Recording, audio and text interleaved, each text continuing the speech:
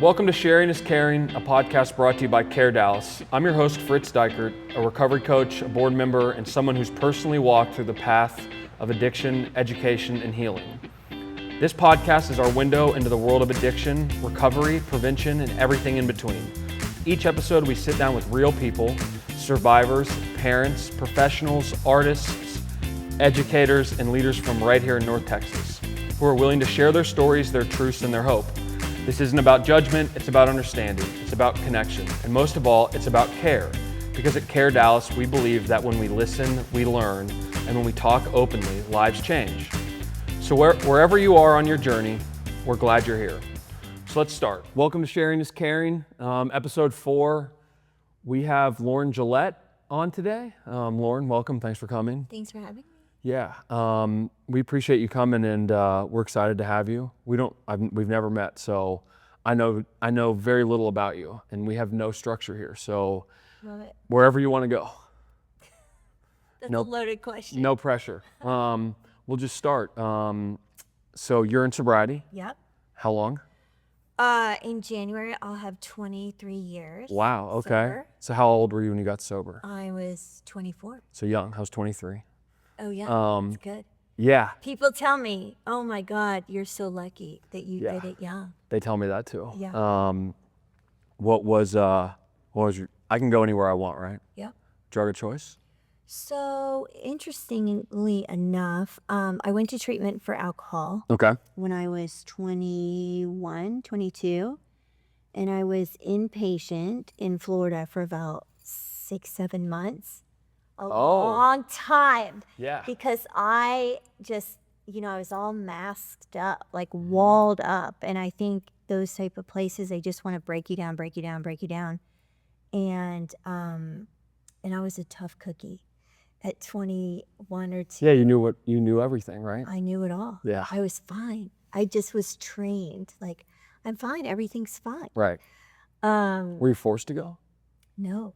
You wanted to go. My life was completely unmanageable at that point. So I was super depressed. I was living in Kansas City by myself. And I just thought, okay, I always had that geographic cure. Right. Like, well, if I just move here and I just start over and I'll, get a job and re-enroll in college and all these things that I couldn't do because the addiction part of me had taken it all, and I just had this fantasy that, like, I just need to start over. And every time I tried to start over, I'd always go back to it. I'd always go back to the drink. And then that led to everything else. Right. So I was inpatient for 6-7 months and then, phased out to where, because I had legal consequences from my drinking. I had DUI and driving with a suspended license. Oh, fun. All the things. Yeah. I don't like rules. Don't try to put me in a box ever. Right. Don't tell me what to do because I do my own thing. I pick and choose what rules work for me. The foundation of a good drug addict alcoholic. 100%. Right. Yeah. So then, and I had been to AA. I drank the Kool-Aid. I loved it. Okay. So I went to meetings. I really wasn't working a program though, but I loved the fellowship. I just loved the people. I loved the sense of belonging. I felt like I was seen for the first time and understood for the first time in my life. And so, of course, one day in walks this beautiful guy, and I was like 6-7 months sober, and he had 3, and I thought, oh my gosh, I will help him. Oh, you 13-stepped him. Oh yeah. Oh, okay. Fun. Yeah.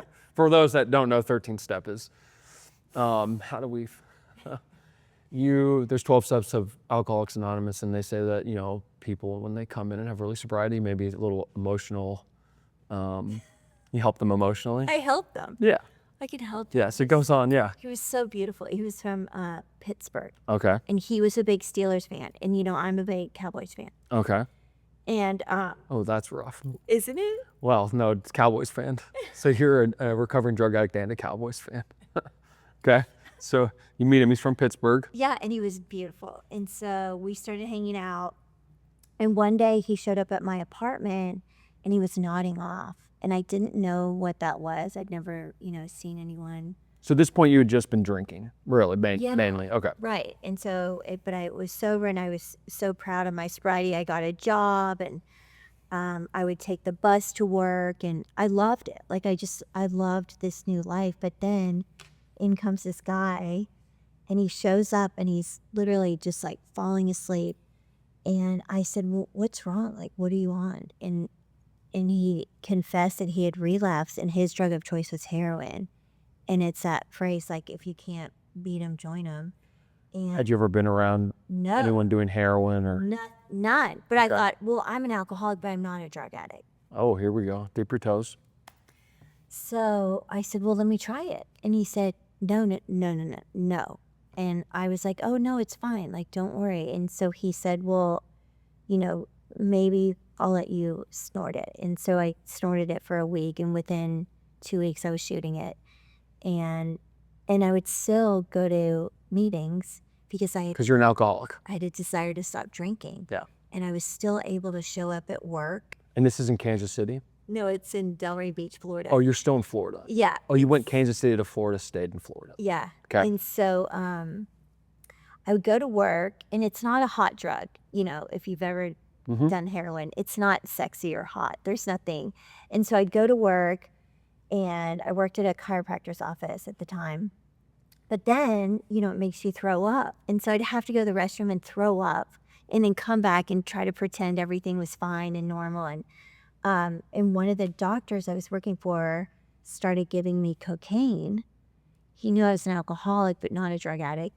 So he started doing like speedballs, cocaine, heroin, trying to manage all of this and my job and my life. And we're in like 5 masks now. yeah, but I still going to AA. Yeah. So I still thought I was. You presented well.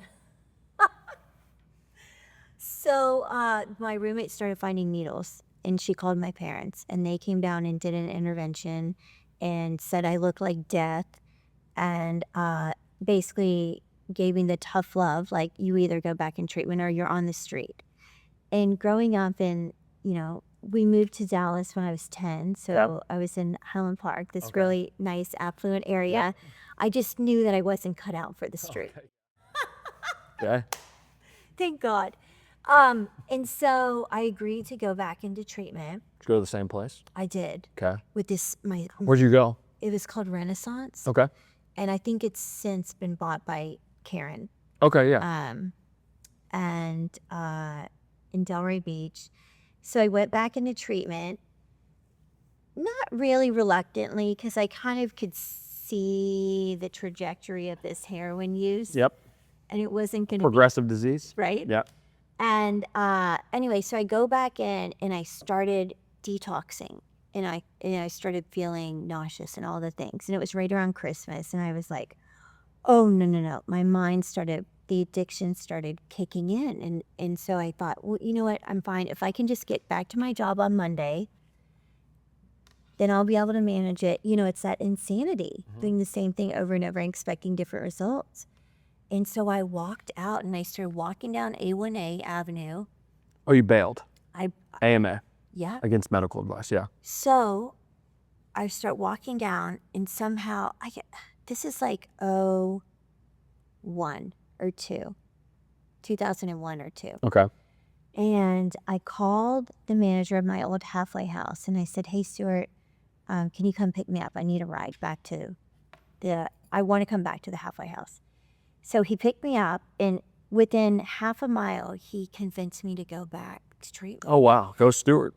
I know. He saved my life, really. And I went back because we lived in these apartments, and we were bused over to the office. And so when I went back, no one even knew I was gone. Because otherwise, you get in trouble. Yeah. You Sometimes they won't let you back in. No. And it was to me, it was a God thing. So did you tell them you had taken a brief? No. Oh, you didn't even let them know? No. You just went on like a 20-minute vacation? Yes. Okay. Just under the Sometimes that's what you need. I know. It was kind of like I was in this protective bubble, like my higher power, God, whatever you want to say, whatever you want to call it, just knew I needed to be back there. Right. Because because in my mind, I thought, really, I think I need to get back with this guy. Right. Because that's where I was getting, my addiction had shifted to him. And I think God knew if I was back with him, then I was going to die. Right. And I just am not. My purpose on this earth is to stay sober and help other alcoholics. It is not. And drug addicts. And drug addicts. God, I love a good drug addict. Same. Or my people. Wow. So that last time was your sober date? No. Oh. Not yet. Uh-oh. Oh, more to the story. Okay. So you go back. They don't know you're I gone. go back in. Yep. They don't know I'm gone. So I start, and I'm serious. I'm working the program. I was actually shocked because there were all these women who were from these super affluent East Coast families, like the Vanderbilts, who kept struggling with addiction, and to the point where their parents were like, "We're done. We cut you off." So then they became strippers, and we do what we can to get what we need. Yeah, your boundaries None. drastically change. Yeah. You steal, you lie. Holy shit! Like I thought, I don't want that to be my path. Like I'm so young, I can do this sobriety thing. So then, I'm not really sure how it worked. Either my parents called. Intuitively, I think my parents called and wanted me to come live with them in Charlotte, North Carolina, because they were so afraid I was going to get back with this guy. But the treatment center gave me this drug test and said that I had failed it, which I knew I had been sober. So that was, I don't know. However, I went back up to Charlotte, where my parents lived, moved in with them, started going to this outpatient place. Okay. Was about to graduate.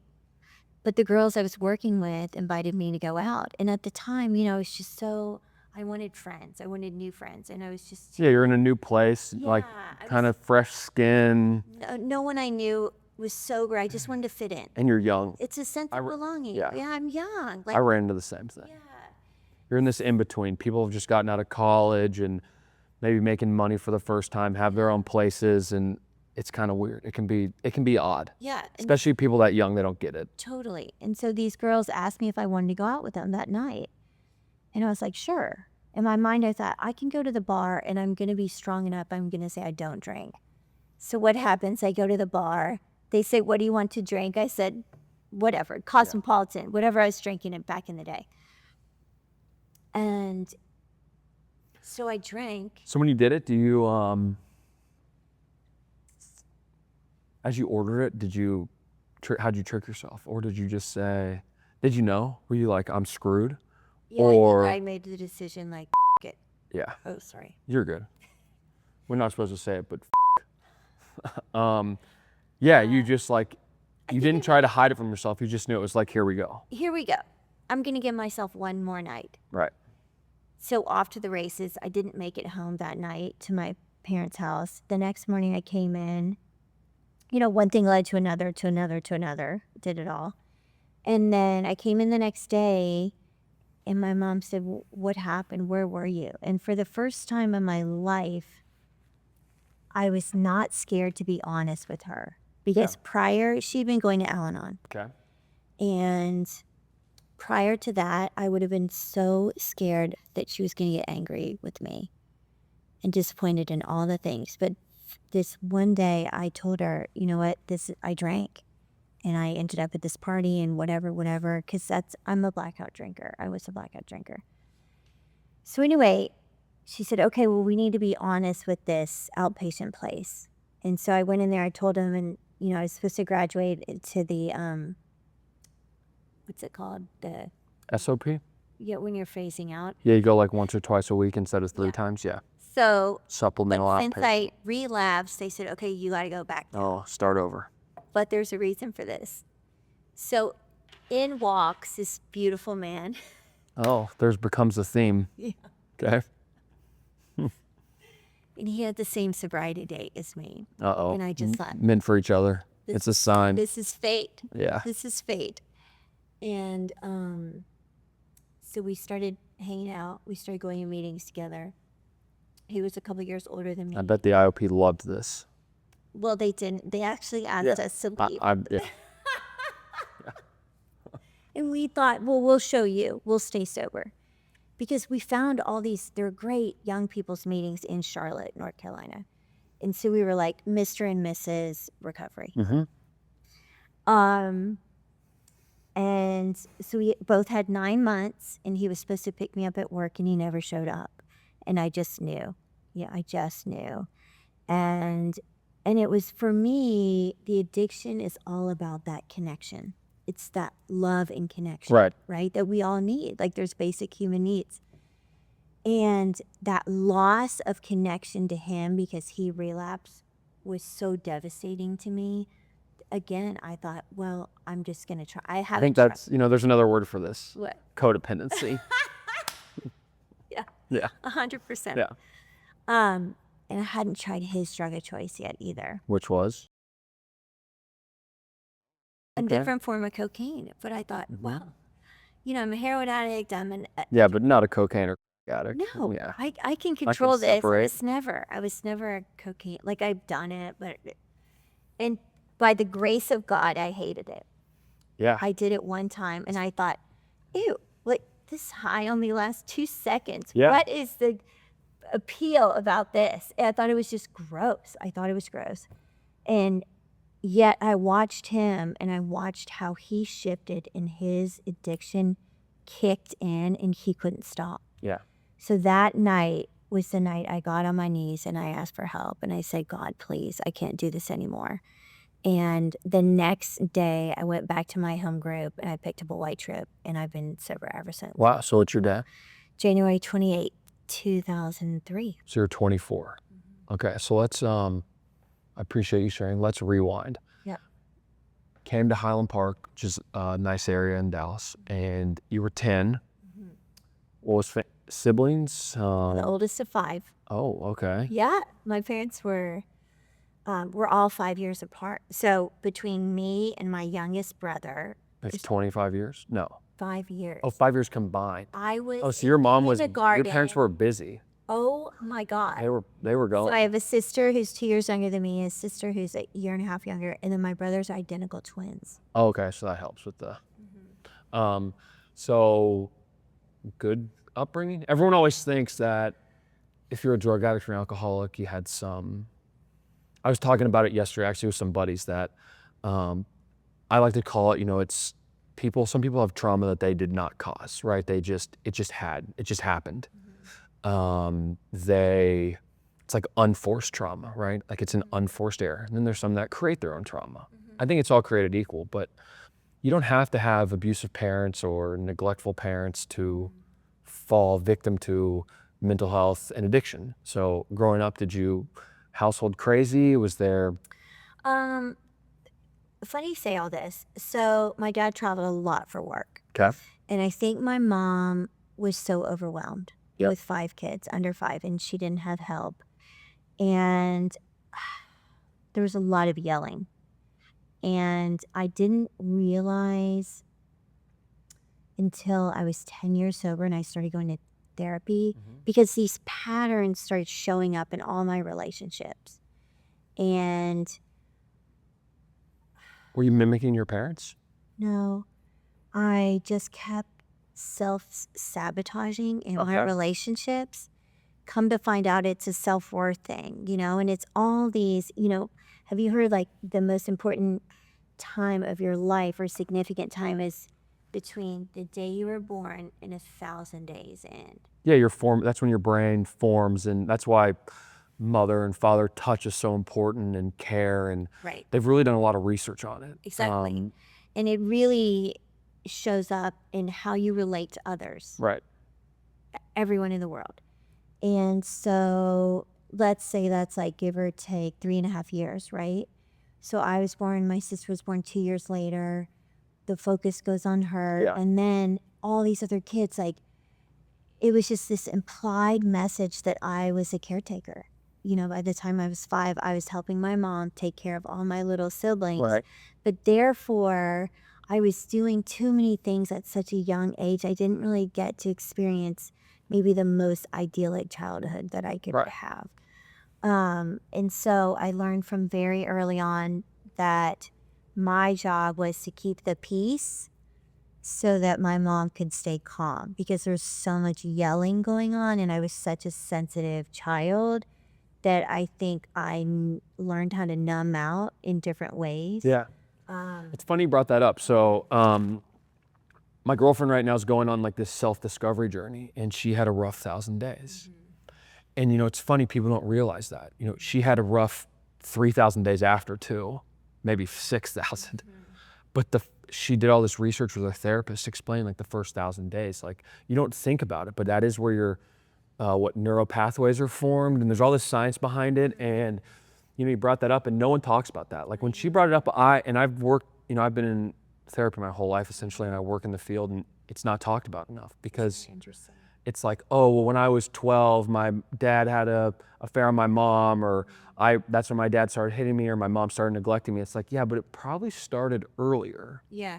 And it's funny you said that, because she caretook too, and now you're 10 and your youngest sibling's 5 and your dad's gone, and there's no babysitter to help your mom. Right. So who helps mom? And then you have this added pressure. Right. And it's interesting. Yeah.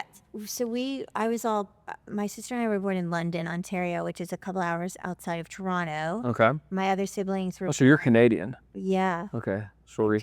Sorry. Sorry. My 12-year-old does a really good impression. So coming from Toronto, which is like so diverse, and To Highland Park. Yep. Texas, which is, you know. Talk about putting a mask on. Isn't that funny? Yeah, that's where I grew up. I know how it. Yeah, and my mom was kind of flabbergasted. She was 4'11". I wouldn't say, you know, she didn't have a high sense of security within. Throw you into that fire. Good luck. Raising 5 kids. My dad's gone all the time. It was kind of like, you're on your own. Right. So I remember walking up. I have a vivid memory of walking into 5th grade in elementary school. Usually your parents are there to... Yeah, show you off. It was like, okay, Lauren, get your shit, like, let's go. Yeah. Let's go. You can do this. And luckily, I was an athlete. So do you remember we had to run the mile? Mm-hmm. And it was timed? Yes. Yeah. But I would win. Oh. And it was like... Oh, here comes an identity. Yeah. All of a sudden, oh, she's fast. I ended up running track, cross country. I played soccer. I did gymnastics, because that's how I could get attention. It was all this. If I could win, I'd be super. And you probably weren't getting it at home. No. You got 1/5 maybe of your mom's time. Right. And probably less, because the younger kids demand more. Right. Okay, so you find out you're an athlete. When did you start drinking? 14. Okay, so in Canada, where my parents are from is Winnipeg, Manitoba. It's literally straight up. Like you can drive up 35. So we go there all summer. We spent my entire summer there. Still do. And the drinking age there is 18. And so a lot of kids start drinking pretty young. Right. And I remember a couple of my guy friends, I was with one of my girlfriends, and a couple of my guy friends invited us to sneak out. Okay. Once again, guys. Yeah, we love the boys. So we were like, yeah, of course. And we rode our bikes, and we met them down by the lake, and they had, you know, made this concoction of all the things, like purple passion and a little, what did they drink up there? 7 and 7. Like, I don't know. It's just, it was one of those potions, right, you know, a bunch of just, and so we drank with these guys, and it was awesome. We had so much fun. And that led to the next night and the next night and the next night. And then my mom would drive into the city to go grocery shopping during the day, and I would call all my friends over. Oh. And so we would start having these day parties. But I was drinking. I mean, I didn't know what a limit looked like. Like, I was never a half of drinker. It was like I would drink to get Till it's gone. out. Like, no half bottles of wine on your kitchen counter. Oh, no. Yeah. You never invested. It wasn't invested. even wine. It was like Or anything. Yeah. Wine cooler, Zima. That was like my drink of choice when I came back to Dallas. So I come back to Dallas. Did your friends in Dallas drink? No. Oh, okay. And you just had this summer of booze. Euphoria. Yeah.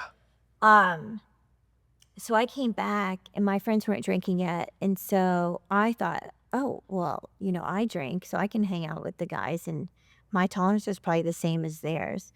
And but then I had to come back to high school. You know, school started up, and I'm running cross country, and So I'm trying to be like the good girl and trying to manage my life between booze, and then my friend would invite me to sneak out during the day, Trying to run track. But you can kind of disappear from your house though. There's a lot of chaos. It's kind of sleight of hand, like all this shit's going on over here and here you are. Right. And So you just kind of go under the radar, sneak under the radar. Yeah. it was awesome. I could live in this fantasy over here. During any of this in the beginning, did you know something's off? No. Okay, yeah. So see, when I first started, I knew real quick. Oh, really? Yeah, I went to an AA meeting early and heard this guy talk, and he talked about how he would drink and get sick, and so while he was getting sick that night, he would think about how he could drink differently the next day. Huh. And I might have told this in one of the episodes tonight. We were drinking Kentucky Deluxe whiskey, and I had just sworn off brown liquor because it would make me sick every time, but I was like, maybe clear won't. And I heard this guy talk, holy cow. And so I knew. So I always ask, like, do people, because now you can hear it, probably alcoholic behavior, right? Oh, yeah. Numb out, do all this stuff. And I was a blackout drinker from the get-go. Right. That's not normal. Yeah, but it was because that's all you knew. I would just drink until I passed out. And then my sister, number 2, would always cover for me. She would, oh, Lauren's just not feeling well, which is so nice. It's like passive enabling. They don't know they're doing it, right? And I think that she kind of always took over the role as the first child, because even my therapist was like, you're uncharacteristically, first child's usually the responsible one. Yeah, you're more of a middle girl right now. The middle, yeah. Yeah. And so that was kind of interesting to just unravel all of the pieces, because by the time I went into treatment, my sister, who had been, enabling me, caretaking me the whole time, wouldn't talk to me. She was done. You burned every bridge. I did. Yeah. And I think that everyone was just so terrified. It was easier for them to just kind of look the other way. Right. When I graduated, out of sight, out of mind. Right. So when I graduated high school, my parents are Canadian, and so they didn't know how this U.S. college system worked. I think it kind of scared them. So my mom found this Canadian school in Switzerland, and she came up to me and said, Lauren, what do you think about this? We'd like you to leave, but it's pretty. It's pretty. Yeah. It overlooks the Swiss Alps. Yeah. But would you mind leaving tomorrow? Can you please just get out of here? Yeah.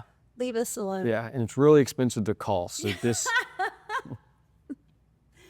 Oh my God, I feel like you know me well already.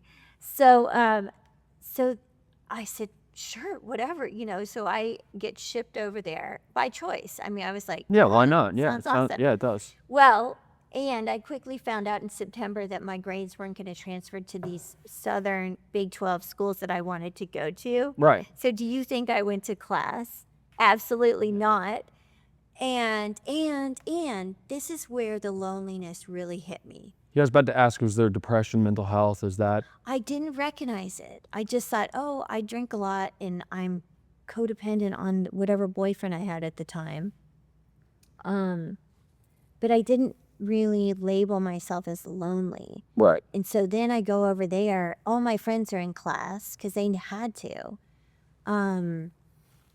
Everyone spoke French. I spoke Spanish. We lived with this family over there. They had been boarding students for 50 years, but they wouldn't speak English to me. And so the way I numbed out was alcohol, pot, hash was legal there. Yeah. Food. Different culture over there. Oh, I just, they drink wine at lunch. Yeah. With cheese and bread. I think I gained 40 pounds when I was over there. And my mom called it my happy days.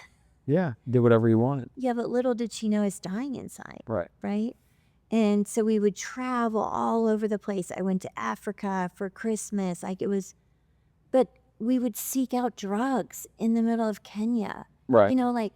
What the hell? I should not be alive right now. Right. We would just hang out. I was a blackout drinker. I would just go home with strangers. I mean, it was just not a good...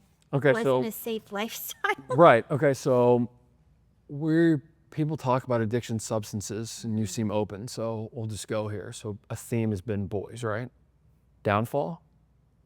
Has it been a downfall or How's that played in sobriety? That's so interesting. And if you don't want to go there, no pressure. No one goes to the secondary, right? You hear, I hate the word cross addiction because I don't like it either. my brain's going to be addicted to something no matter what. So like, Okay. it's how, I mean, I know that sounds bad, but No, it's so interesting. it's where you transfer it to, I guess. Yeah, it's so interesting that you bring all this up. So back to my first husband, I was totally codependent on him. And did y'all get married and date while you were in recovery? 100%. Okay. I thought, because I'll tell you why. I thought, well, if we just get married, then that will help him. And then he'll want to stay sober. Oh, was he because trying to, he had relapsed. But he was would this the come guy back in. from, Yeah. oh, okay. So so I know we're jumping around. So you're in Charlotte, you meet him, same sobriety date. Yeah. He relapses, takes over, you relapse, finally get on your knees. But he can't. He would come back into the rooms, so that would give me hope. Because he didn't just. You were going to fix him. I was gonna You were going to fix be the first child to I help. was gonna fix him. So I thought, well, if we just get married, and I'll be the perfect wife, and I'll cook for him and clean and provide this. I knew our basic needs of safety, security, food, shelter. So that's what I'm gonna give him, And you'll save him. and I'm gonna save him. So we get married in Acapulco, and it's this beautiful wedding, and small, intimate, but fireworks and the whole. Yep. It was just beautiful. We come home, and a month later, he falls up the wagon. And I thought, okay, back to the drawing board. Let's have a kid, let me guess. Yeah. I know he's going to be I have an a kid, amazing he'll be- yeah. dad. Oh my God, he's going to be the best dad. Well, for someone it's funny because I'm sure you could teach an IOP class, a treatment class, and you could relapse prevention and triggers, but it's funny when you're in it because you could probably tell your best friend a kid won't solve it, a marriage won't solve it, but when you're in it, I'm different. It's tunnel vision. Yeah, I'm different. It's the insanity. Yeah, it's the same as addiction. totally I different. can do heroin because I'm an alcoholic. Right. I can save this dude because X, Y, and Z, marriage, kid, whatever. Controlling. It was like Yeah, I was playing God, yeah. right? So And how long had you been in recovery when y'all got married? a year. Okay, so you have a base. No, not even. 6 months. Okay, so well maybe, but I mean, okay, yeah. And I was young, so So y'all hadn't okay. right. And So- so then we get pregnant, and most of my pregnancy was I had to live with another family because it was too dangerous. Scary drug to. I mean, they're all scary, but just the mental side of what happens. It's awful. You see things, people are coming, or it's no sleep too. That's really what It's awful. Yeah. But I'll tell you, it kept me sober. To see. kept seeing how bad it was. Well, that's a new change for you because it seems like every guy that usually relapses around you, you join in, and so But also, you didn't. God, I believe, God allowed me to be pregnant to save my life. Okay. Because had I not been pregnant with my daughter Taylor, I probably, they say codependency kills just as much as codependency is an addiction. 100%. Pia Melody wrote this fantastic book called Codependent No More. Yeah, I've been told to read that 10 times. I've read it. It's 4 of the 10. It's a pervasive disease that we don't give enough credit to, Right. right? We talk about addiction is Yeah. it's surface. We can see it as superficial, but codependency is that deep Yeah, it just runs wound. parallel to it. So, It's not as flashy as addiction, no. right? So addiction's kind of, again, I'll look over here, addiction, and then mom, dad, brother, sister, friend, codependent. And I learned at least that I fed off the it was my mom. 100%. So it was like, I Because get in it's a trouble. dopamine hit. I know it's gonna weigh on her, and she's gonna be mad for like 5 minutes, and then she's gonna swoop in and she's gonna sweep everything up for me. Right. Right. And she couldn't help it. I always say I'm so screwed when I do have kids because, No, you need to start going to Al-Anon now. yeah, well, I still don't. No, listen. I have these moms that I work with that they do things for their sons or their husbands, and they're dying codependent, and they know it.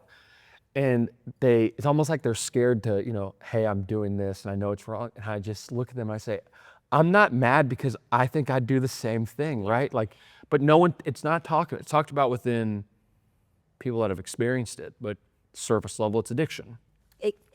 completely makes your life unmanageable because all you can focus on is the addict Right. or the alcoholic. And I completely neglected myself. Right. Put myself last. Yeah. Okay, so you have the kid, the baby, Taylor. So we have Taylor, our oldest, and 3 months later I get pregnant again. Oh, just like your mom. And I just started crying. And I just said, And y'all are in Charlotte still? we're in Are Charlotte. your parents there? No. Still? Okay. My parents had moved back to Dallas. Okay. And so it was just me and my husband and Taylor, and I'm pregnant. And I just thought, oh my God, like what? I'd heard the saying, God doesn't give you anything too much that you can't handle. Right. And so that's what I started clinging on to. And anyway, so he had gone to treatment Okay. right after we had the baby. So I drive Taylor up to visit her dad in the mountains of North Carolina. And I had a fantasy that we're going to be great. Everything's going to be great.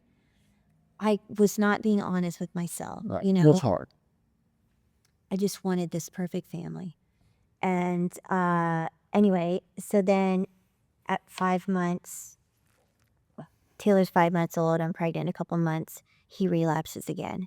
And I called my dad and I said, Dad, I need you to buy me a plane ticket today to Dallas. If I don't get on the plane, I'm not going to go because I'm so codependent. I'm not going to leave. Yeah, moment of clarity. Yeah. And so he did. And I packed a bag for myself and a bag for Taylor and we left.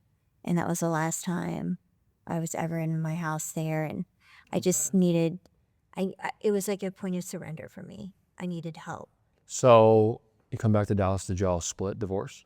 We didn't. It took another couple of years. So Did we y'all had keep our playing it son. back and forth?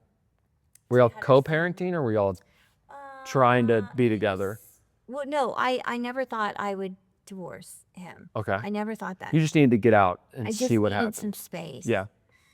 And with that brings clarity, you Right. know.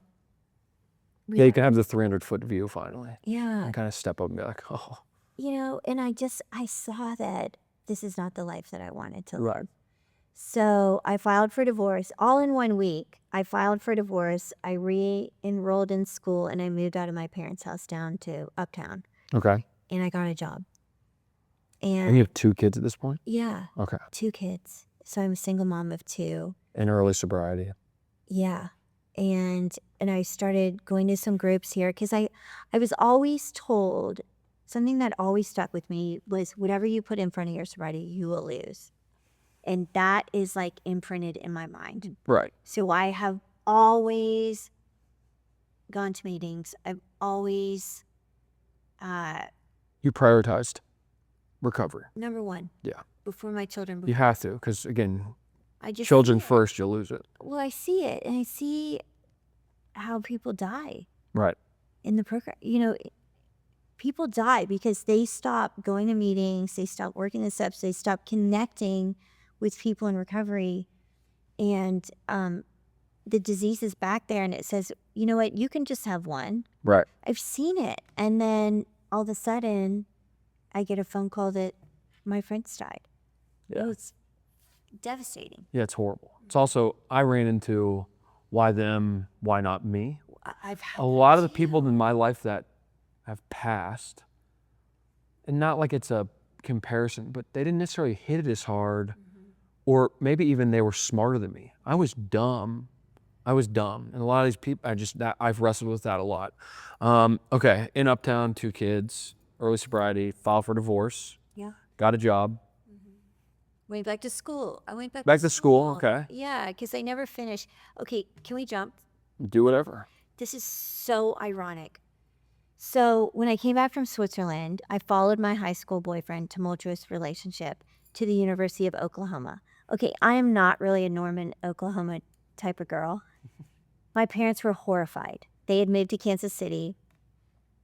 They, in fact, they offered to pay me the difference of tuition to go to University of Kansas. Be close. Rather than follow this, Right. boyfriend.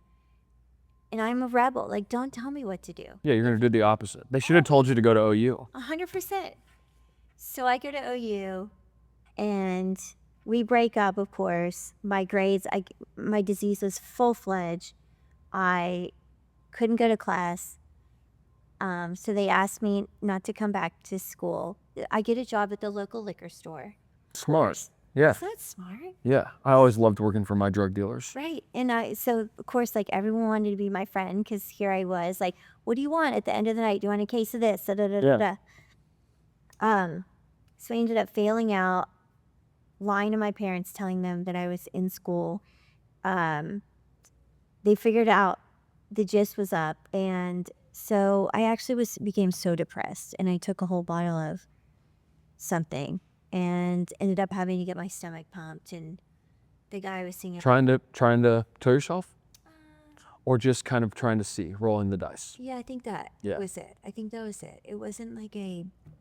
No, you didn't write a letter and it was time, but you were just, this is where I'm at. Yeah, it was a cry for help. Let's just see, yeah. It was a cry for help. So the only time that my parents ever visited Norman, Oklahoma, You were getting your stomach pumped. was to come get me out. So ironically, guess where my son chooses to go to school? Boomer Sooner. I just dropped him off. Oh, is he a freshman? He's a freshman. Nice. My buddy, one of my best friends, John, he's maybe one of the most insane Boomer Sooner fans you'll ever see. And he is, it's a cult. I mean, it's not a cult. I guess they all are cult, but if you go there, you love it. You fall in love. Love it. Yeah. And so for me to go back for the first time since 1990. Oh, wow. I bet that was cool. Was moving him in. It was so cathartic to do it as a sober mom. Right.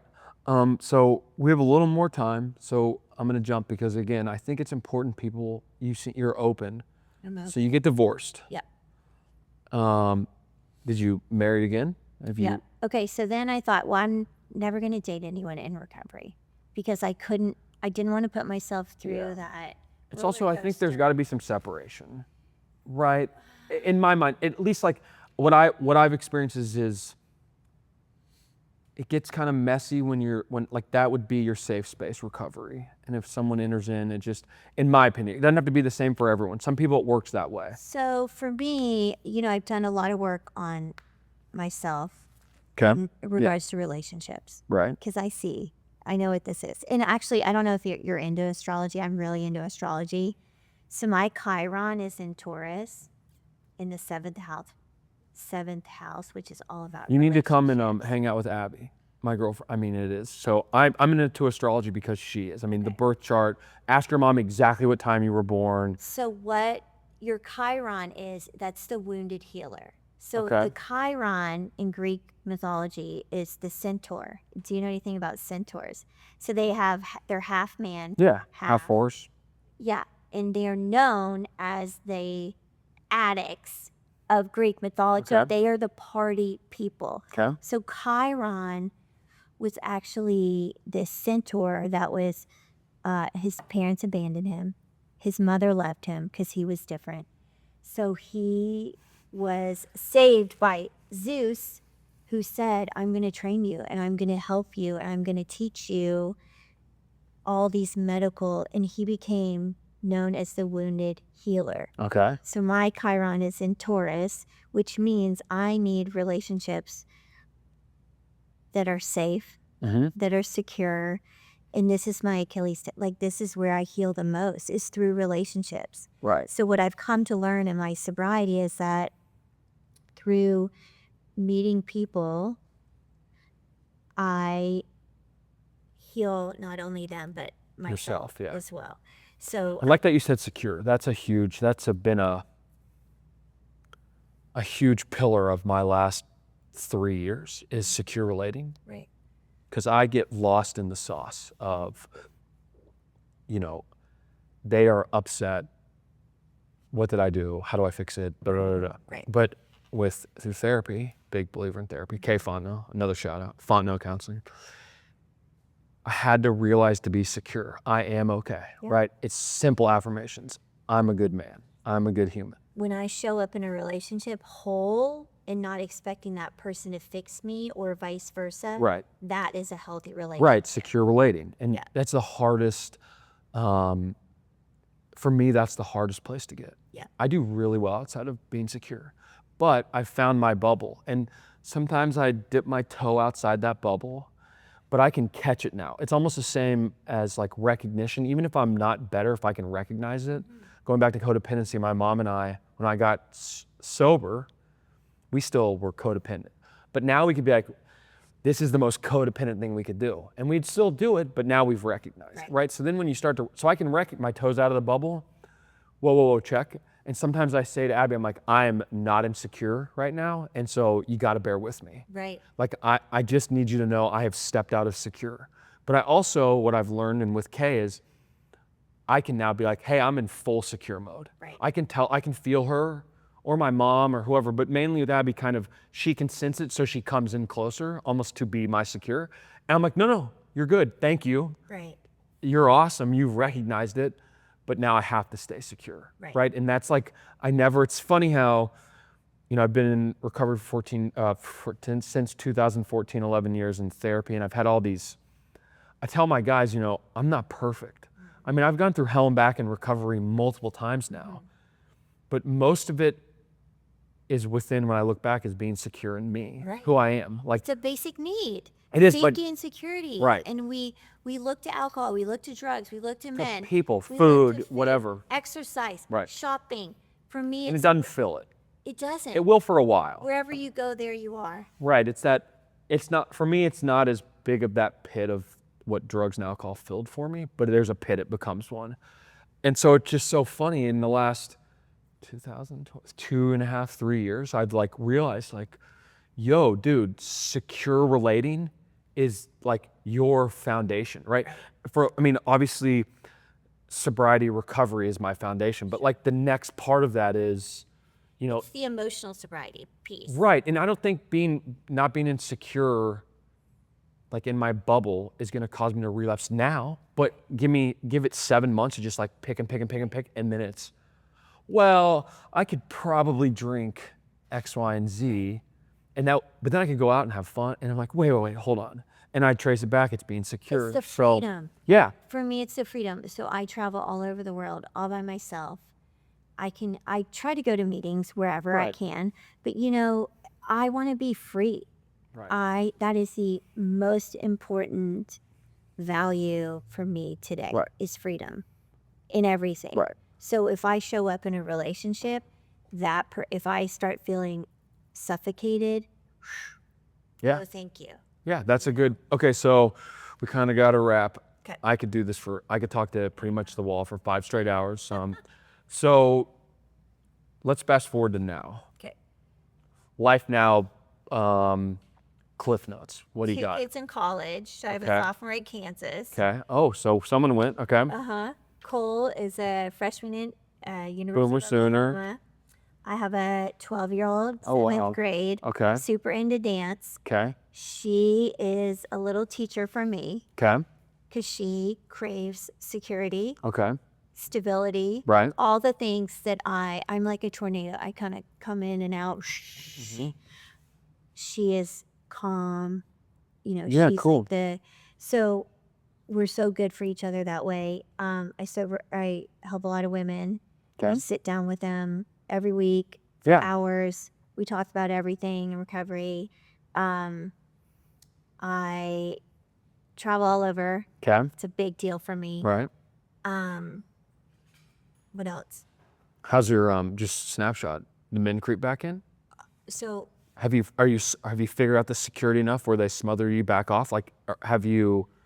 So my second ex-husband and I are so good. Cool. That's important. It is. It's awesome. We're great friends. Cool. And so you're just kind of in like you time. It's you. You got your kids, your daughter. Yeah. And your recovery, and you help, and a lot of meditation. I do a lot of running. Okay. I really think that up until noon, I don't like to talk to anyone. Yeah, that's fair. Then I do all my socialization. It's like before noon is my time, and afternoon is your time. Right. I meet with people and do all my things. Okay, there's like a lot of themes throughout your life, and it's cool that your daughter went to Kansas, your son's at Oklahoma. Mm-hmm. That's awesome. We again we have to wrap up. I'm sorry that we didn't have more time, but we really appreciate you coming on and sharing, and you were super vulnerable, and you kind of just let us go where we went. I want to thank Peculia. Did I mess it up again, Junior? Polecula Media, Junior and Haley, Rigsby, the emotional support dog, Caitlin and Jan and Peter, my producers. We really appreciate everybody listening. Care Dallas, go check us out. You can find the website probably under the video. Again, thank you, Lauren, and everybody have a good day.